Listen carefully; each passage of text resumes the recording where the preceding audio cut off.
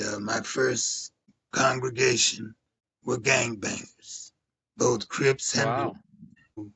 They would do things like ride by the church and throw a bag in the door, and it might have $1,800 or something. They began Wow. to really want to support the church, and some of them became my first deacons. Bob told me to go in the studio with his musicians, so I happened to do that poem, Wisdom and Knowledge. That's why I ended up doing it at his funeral. And when I did the poem, I heard someone clapping, and it was Bob Marley. And he said, "Man, who are you?" And so I gave him one of the Rapping Black album and our first book. And the next day I saw him. He told me, "Man, I stayed up all night and read your book and listened to your album. I want to record with you guys." But he got sick and passed away. And I told my beautiful wife, I said, they have Nina Simone down in the Psych Ward at Big General, and they're talking about committing her. And so my wife said, "Well, what are you going to do about it?" I said, "What?" She said, "What are you going to do about it? You're a priest. She needs help." So the next thing I know, I walked in and I said, "Good morning, Mrs. Simone. How are you doing?" She said, "However I'm doing, I don't see no damn preacher." I said, "Mrs. Simone," I said, "I'm not no damn preacher." And I said, "Sit down." She looked at me. I said, "You heard what I said. These white folks is going to hang you."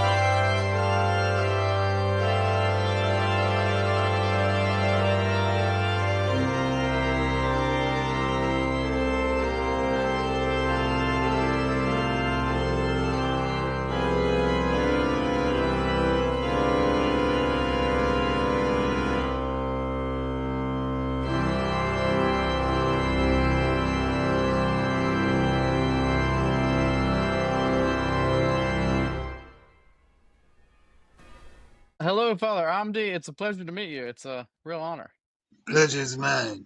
An honor Yeah. also to be you would choose me to interview. Yes, I was just telling your grandson.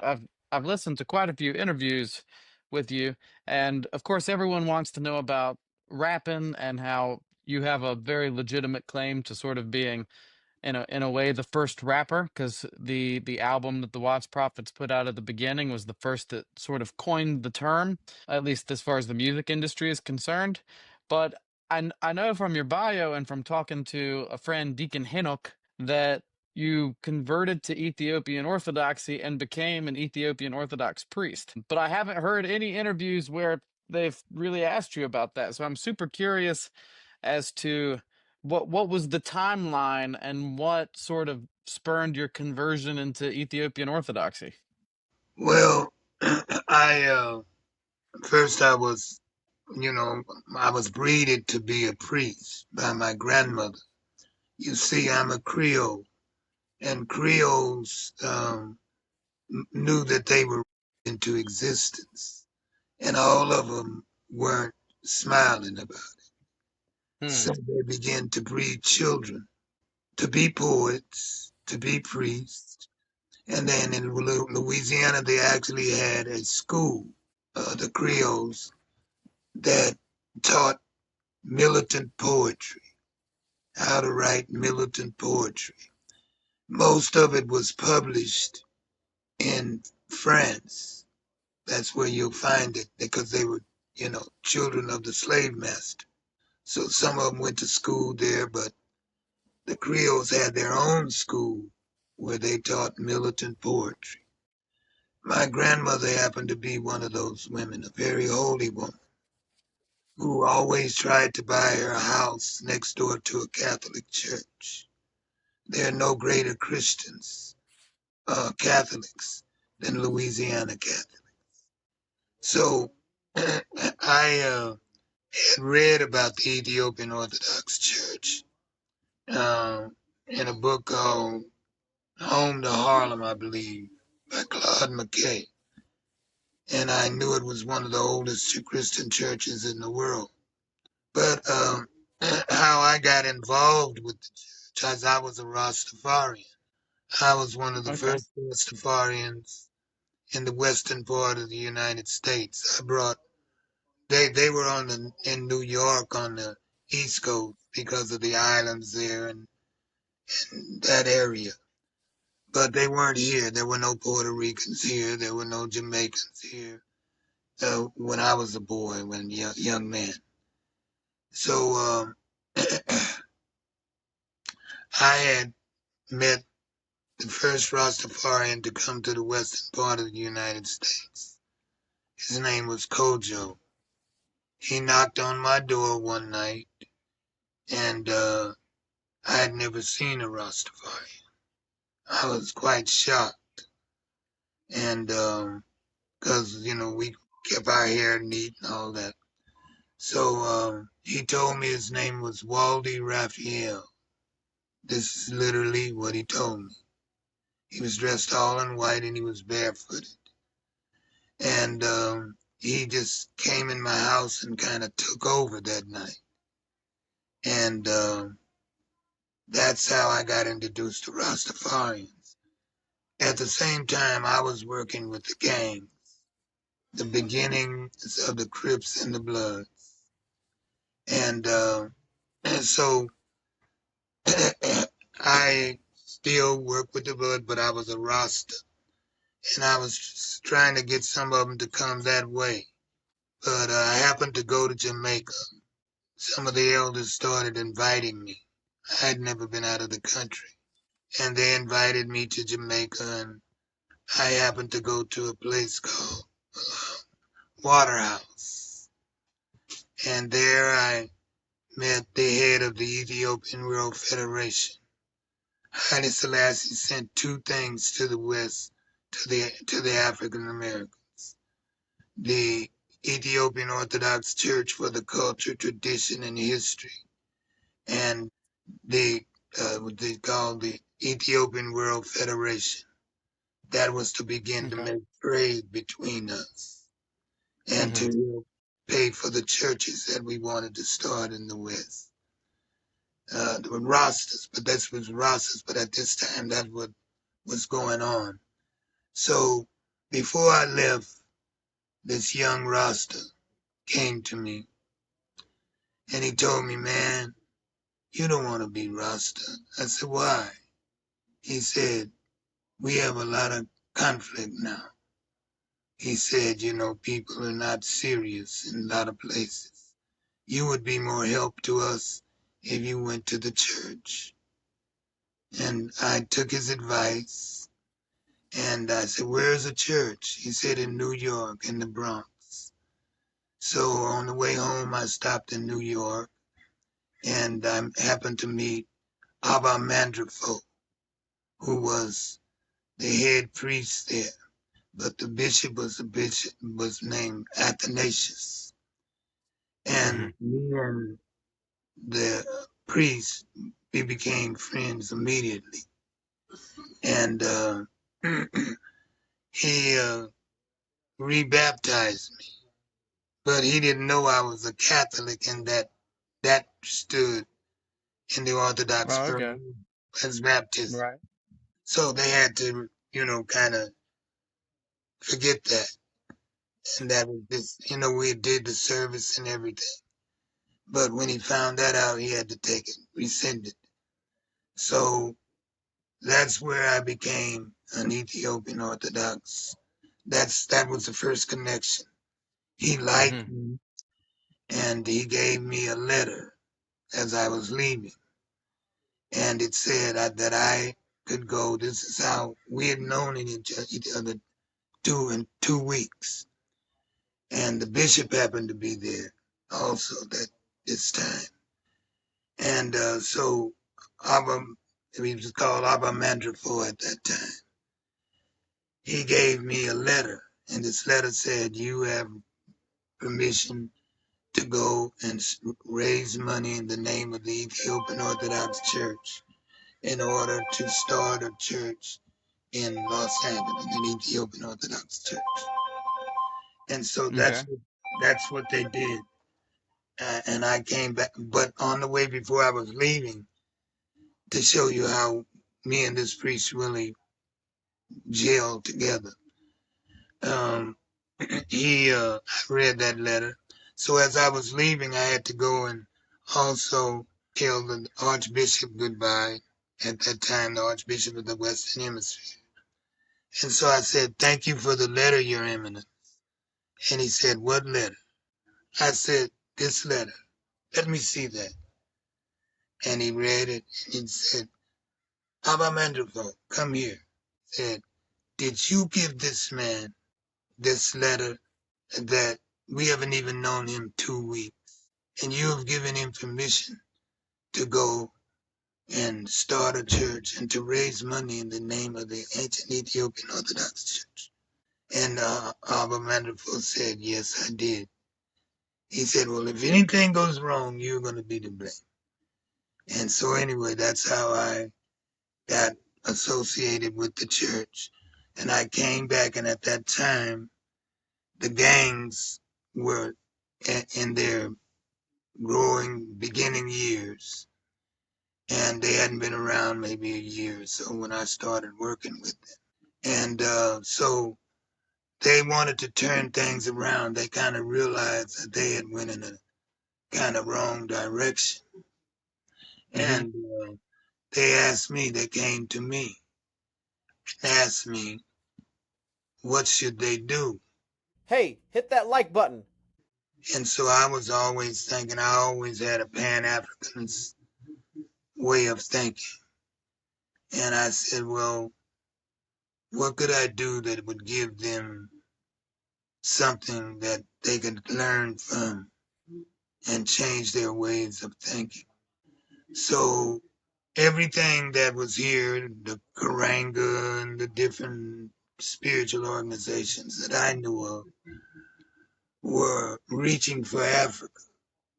I said, I'm going to go get something from Africa, which has culture, tradition, history, food, etc., and Mm-hmm. bring it to America.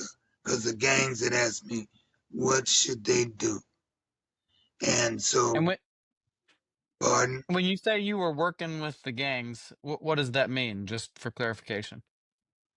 Me and my wife, we had children in the community, and when we saw my son's name on the wall, that's when we started working with the gang. Hmm. And I knew all of their fathers. I knew many of their grandmothers. I'm from Watts, and so Right. I knew everybody there. If you've been there all my life, and that's how I began to work with them. And my first congregation were gangbangers, both Crips and Wow. Bloods, and they were the ones who they would do things like ride by the church and throw a bag in the door, and it might have $1,800 or something. They began Wow. to really want to support the church, and some of them became my first deacons.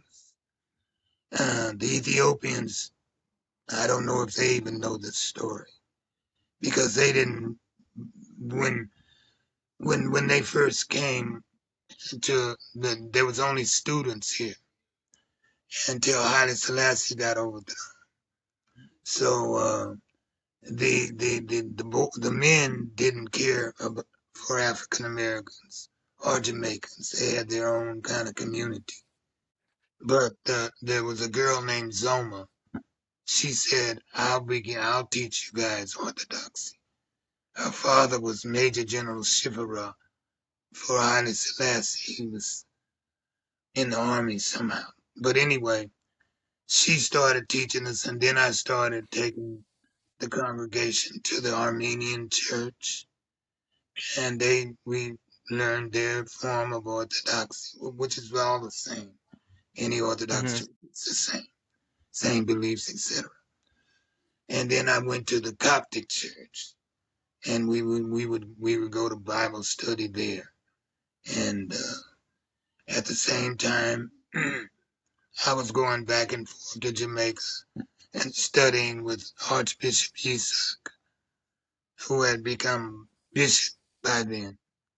After all, this is over a period of time, the story I'm telling you. You're hearing it in a short version, but this took that started in about 1972 and 73, 74, and I didn't become a priest till late 79, but I was always like, Okay. a deacon Hmm. when I represented Archbishop Isaac, who had become Archbishop by that time. So anyway, that's where I was studying. That's where I met Bob Marley and different people, and began to, went to Bermuda to help start a church, and here and there, and started working in the Western Hemisphere. And so that's sort of how I got in the church. But I didn't want to be a priest. The way they do or did at that time, they don't come and ask you about being a priest. They asked your wife, would he make a good priest? That's what they did to me. That's And amazing. my wife said yes. Then they go to members of the congregation, major ones, the old ladies here and there, the youngsters. And they asked them, did they think I would make a good priest? And they all said yes. And then they came to me. And it was almost already agreed that I was going to accept. My wife had and all. So that's how I became an Ethiopian Orthodox priest. And But it's super intense from what I know from just hearing from Ethiopian Orthodox. I mean, they fast bread and water, fasting all the time. Their services are, all the time. 6 hours long. And so you had Bloods and Crips in your church doing these 6 hour services and No, fasting and no, we didn't do that. that. That's Okay. you usually find that you will find that in Ethiopia. But Okay. they start the service Saturday night, Right. and then it goes on when you get there in the morning. They've been there all night. It's very different. Orthodox, it's like something beautiful. Hmm. The service is very beautiful, but for a priest, it's hard work. It's very tiring. So what would it look like, for example, in LA with you as a priest, trying to minister to people who maybe have lost their way? What would a typical, Ethiopian, I guess it's probably not 6 hours, in LA in No, that it's about instance. What would it 3 hours. be like? About 3 hours. Oh, okay. Yes.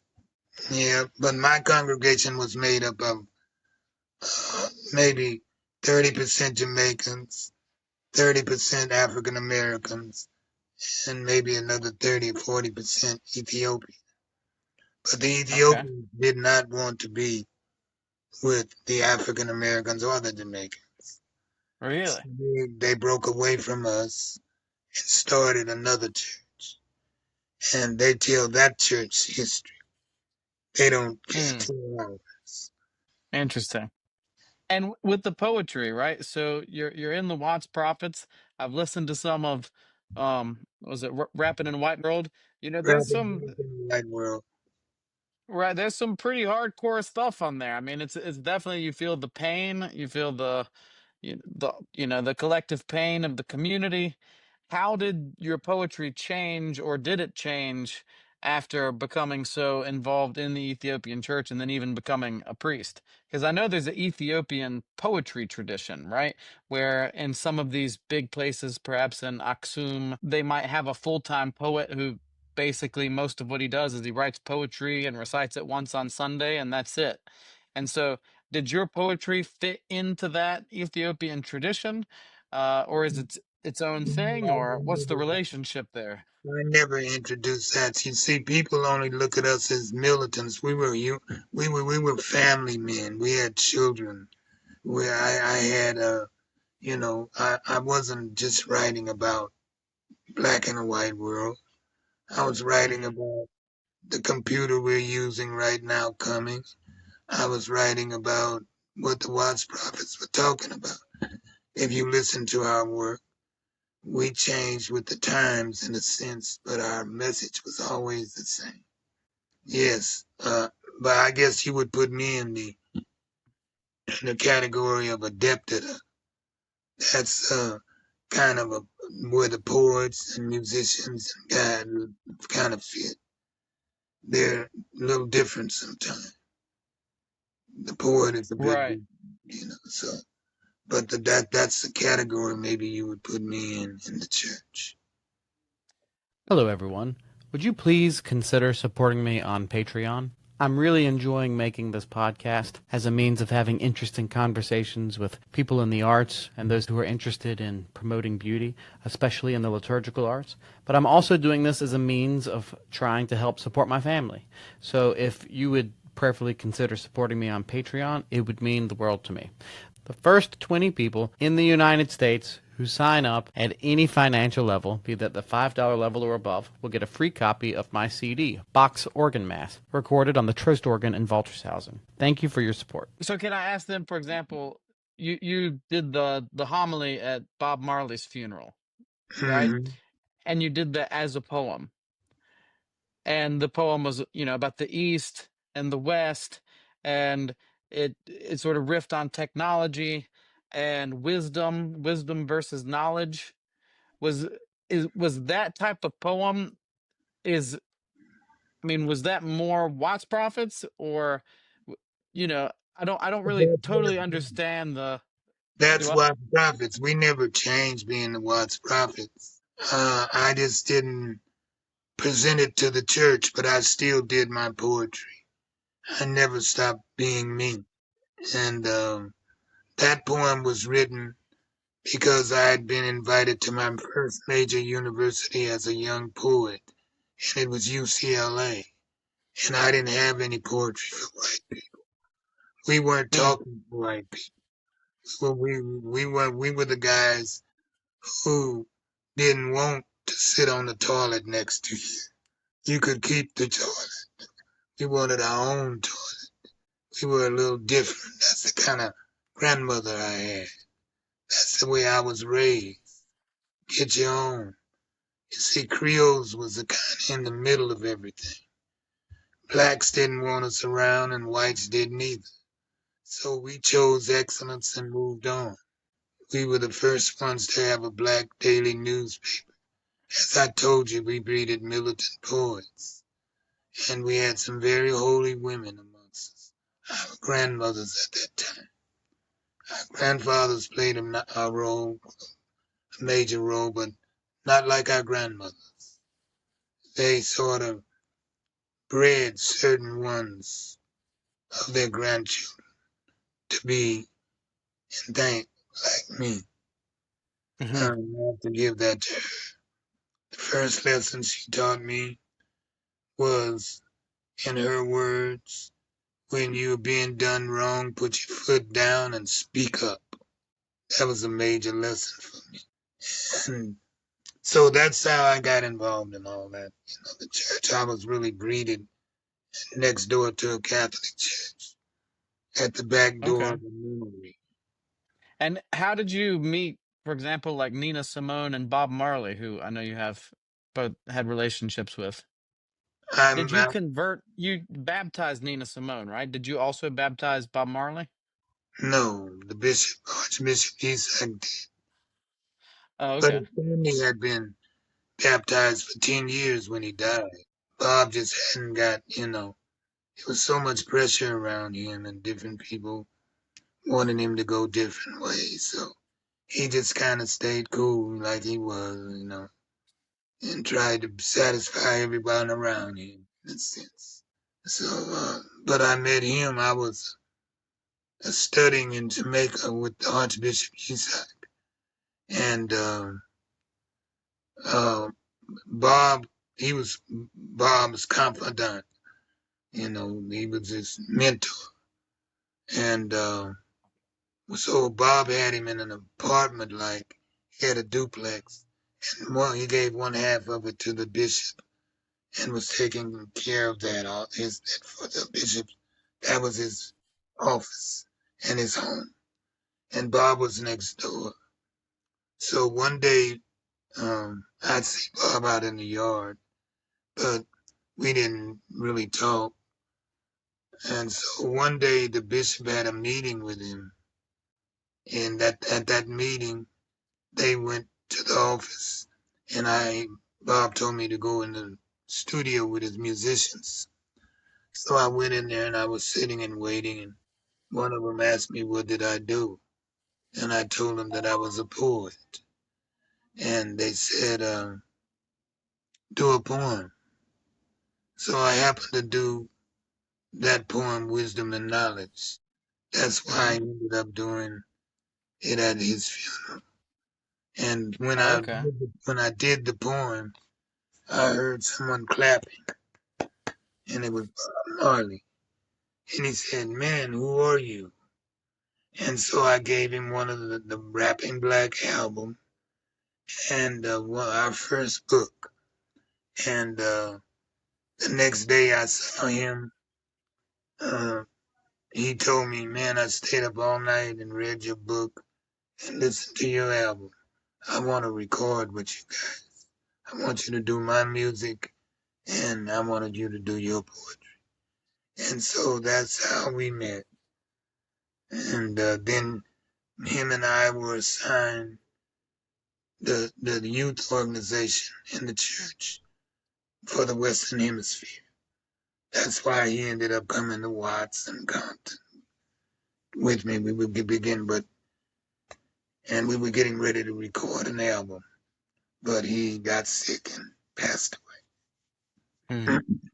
Yeah, I was wondering why you chose that specific poem, but I guess that makes sense, you know. And Yeah, in another way, it does kind of seem to fit Bob Marley's, you know, I don't know how to say it, but there seems to be something like he was a peacemaker. There's something like looking back towards tradition, you know, that he was I forget which song it is that he wrote where he's talking about the atomic bomb, and it was like he seemed a little skeptical and hesitant about all like the age of nuclear weapons, and so it did totally seem to fit the whole knowledge versus wisdom, um you know. But well, I guess that answers like how that came to be. that poem was written, as I said, it's one of those poems that has a very spiritual impact, and Hmm. it was written for that. As I said, when I got invited to my first university, which was UCLA, I'd been to colleges around California, but never a major one like UCLA. I said I didn't have any poetry for white people. As I said, we wasn't talking to white people. We were talking to each other at that time. So, where was I at? Talking about the East versus West poem when you went to UCLA, how Oh, it yeah, wasn't yeah. particularly written for Well, that white poem people. has always caused an effect wherever I've ever done it. And I did it a lot around the country. But when I left the meeting, it was an international students organization on campus at UCLA. And so when I finished that poem, a UCLA professor stood up and said, "The nerve of you to come to a major, wonderful educational place like UCLA and talk about wisdom and knowledge is left college." And an Indian professor stood up and said, "He has a right to say what he wants to say." And to make a long story short, when I left, they were still fighting each other. I left the room Wow. in an argument. That's one of those poems You don't get a lot of those, but you get them every Mm-mm. now and then because they hit the mark Mm-hmm. spiritually. For sure. I think it's something we don't talk about a lot. It's you know, like Augustine himself, the Blessed Augustine, talks about acedia, and he talks about the vice of curiositas, where for him curiosity was a vice, because if knowledge for knowledge's sake was pursued, it could just lead you into sin and puff you up with knowledge, but that all knowledge should ultimately uh, be like a pursuit of God himself. And insofar as knowledge is not a pursuit of God, it was a vice. And so, it kind of speaks to all of the crazy pandemics and nuclear arsenals and the Cold War and all of this stuff. It kind of comes from the vice of curiositas and seeking knowledge for knowledge's sake rather than seeking wisdom. And so, to me, that's what I thought of when I heard the poem. It's like, yeah, that's for sure. Yeah, that's the way I still see it. And what about Nina Simone, if you don't mind my asking? What was your relationship with her? Now, you baptized her, right? Yes, I I I was working in Watts one day, and an artist by the name of Babatunde came by and said, "Hey man, we were both working in poverty programs. I was working at the Funding Institute, and so he said, man, they got Nina Simone down at Big General in the psych ward. They're getting ready to give her a 90-day, you know, test, and for 90 days they were going to keep her. That's what they were talking about." So anyway, I said, well, what are you guys going to do about it? They said, no, we're not going to get involved in that, man. I said, okay. So I left and I went home and I told my beautiful wife, I said, they have Nina Simone down in the psych ward at Big General, and they're talking about committing her. And so my wife said, well, what are you going to do about it? I said, what? She said, what are you going to do about it? You're a priest. She needs help. I said, okay, okay. I got dressed, went to Big General Hospital, and they wouldn't let me see her. They said, was I kin to her or anything? I said, no, I'm a priest. And I don't think they looked at me like they look at a Catholic priest. Hmm. But anyway, I I got in a big argument and they closed the door on me and all of that. So I went downstairs and I called a city councilman by the name of what was that city councilman's name? But anyway, I went and called the city councilman I knew, and I told him, I said, "Man, I'm finna go to jail." He said, "What are you going to jail for, Father Amde?" I said, "They got Nina Simone in here, and they won't let me see her, and I have a right to see her just like any other clergy that comes here." And so the next thing I know, I was talking to the head of the psych department, and he told me, "You can go see her." So I walked in and I said, "Good morning, Mrs. Simone." And I had noticed when I saw her coming, all of the people there were following her on that ward. Everywhere she went, they went. So anyway, I said, "Good morning, Mrs. Simone. How are you doing?" She said, "However I'm doing, I don't see no damn preacher." I said, "Mrs. Simone," I said, "I'm not no damn preacher." And I said, "Sit down." She looked at me. I said, "You heard what I said. These white folks is going to hang you." She looked at me and she said, well, a few minutes after we had sat down and began to talk, two aides came and said Mrs. Simone was going to a hearing. I said I knew a little about the system. I said, "Can I go as her advocate?" And they said, yes. So we go in and I'm listening to, probation department, the psych department, the hospital staff. Everybody has their reports, and they got them all open, and they're all. I'm sitting there and I'm trying to figure out, well, how did I get in this conversation? So I kept hearing them say one thing. Each one of them said, she's a danger to herself and others. And so I said, excuse me. I keep hearing all of you say that Nina is a danger to herself and others. I said, Nina, you've been having fights in here? I turned to Nina. She said, no. She was very proper. And she said, no. And then I saw that one of the interviewers down there closed their notebook, like, oh God, this is going to go into something. And that was how I asked them, could I take her to Martin Luther King Hospital, Psych Ward. And I took her there, and I wasn't satisfied with their approach. Nina had told me on the way there that if she could swim, she knew she was off track a little bit. And if she could swim, she could get her focus back.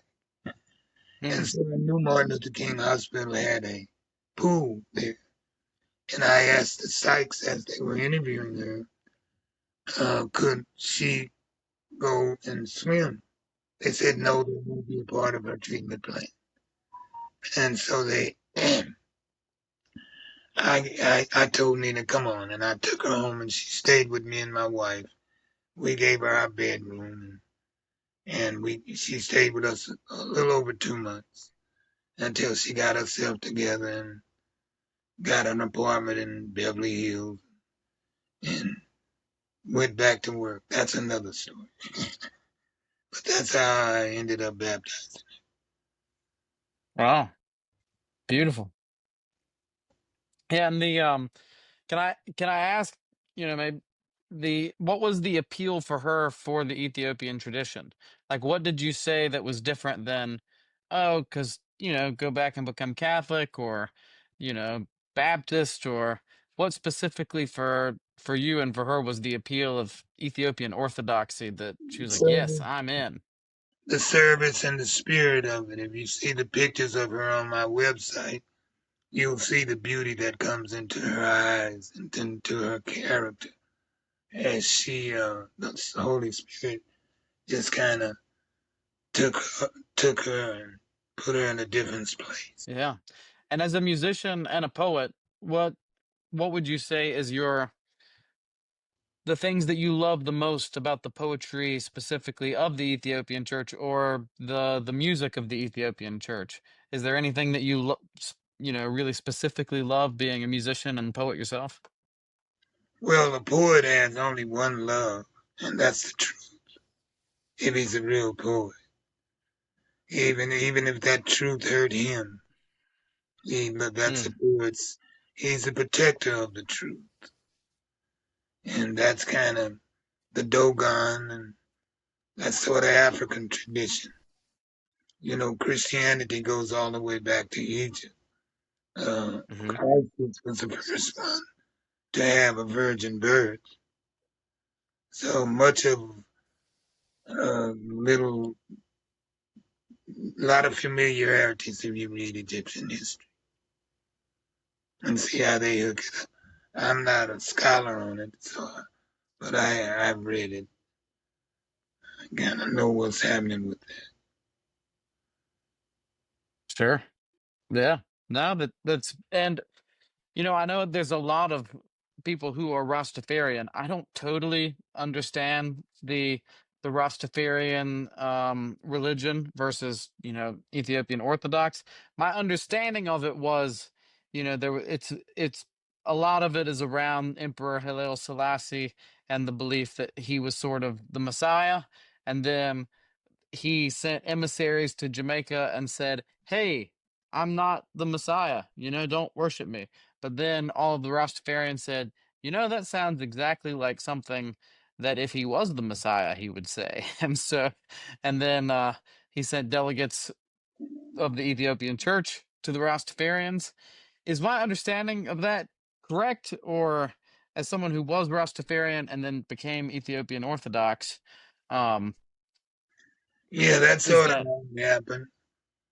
okay?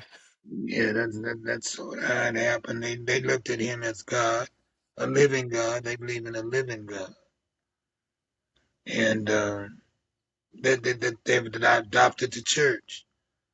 You know, it's the ancient Ethiopian Orthodox Church, Hmm. and the Jamaicans, you know, they have their own history, the way they look at history. You know, they know that the Christian church goes all the way back to Egypt, the foundation of this, you know, this civilized world. And so they're quite astute. They discuss it often. They're always Right. in dialogue. And what do you think of, as sort of the guy who basically founded rap in a way, right? Y'all were the first to coin the term. I know it kind of took on a different meaning. And as you said, hip hop is the baby of rap rather than rap being the baby of hip hop. What do you think of the current state of music, and what would be your advice and your hope for the future? Well, I think it was Plato that said, control the music and control the people. Um, rap, we didn't coin the word rap. I've been using the word since I was 8 years old. It was Hmm. a colloquial word amongst African Americans. It only means one thing, to talk. Let me go rap to that girl over there. Can I rap to you, brother? That's all it means. And it probably came through slavery, and it's an ever evolving language that wasn't recognized. When we came here, there were thousands of different languages. If you was from Ghana, they would shed 49. If you was from the Bantu tribes, that they had over 400. And there were languages from everywhere, so we were very confused. And we began, being the brilliant people that we are, we began to put together a new, ever-evolving language. And it didn't come to notice to the academics until a poet by the name of Paul Laurence Dunbar came about. But we had been, have you ever heard Barry White? Sure. Well, you notice he raps before he sings. See, Yeah, a little bit. you only know rap from what the music industry has done to rap. Mm. It's a regional, ever-evolving language. My generation call a house a pad. The next generation call it a crib. The next generation call it a spot. It's an ever-evolving language, and it's Hmm. sort of freeing our mind in a sense from a Western way of thinking because we make up our own words. And when it was formed in the fields of slave fields, it had to have deceit in it as it was being formed. Like you hear an African American say, that's bad, and you mean good. Hmm. Okay. Well, that's because we didn't want the slave master to know what we were saying all the time or what we Or you were say that's meaning. nasty. Yeah, But by nasty you mean sounds yeah, good. yeah. There you go. So but it evolved like that continuously, and it's regional. The rap Hmm. in New York is not the same rap words in New Orleans. It's not the same rap words in Los Angeles. It's not the same rap words in your neighborhood because it touched the whole earth. They knew how powerful it was. That's why they burned the Watts Writers Workshop down where we came from. And that's Hmm. why they destroyed our career. We had something new going on. We never had a bad show. Never. All the 48 years we were together. So and that it was with children, elders, teenagers. It didn't make any difference. Skinheads, they would respect us because we respected them and how they thought. Moline, Illinois, that was the first time they had the little Ku Klux Klan kids and the little kids who dressed all in black. And they were just like little pride. Everybody lived in a trailer in the whole town. And when we left, they all came up and shook our hands because we treated Wow. them as men and that we understood where they were coming from. You know, we might have not agreed with it. And we let them know that. We don't might not agree with them, man. You got a right to be who you are, whatever it is. And so what I'm saying is we touched everybody. We didn't just, Yeah. it wasn't just African Americans.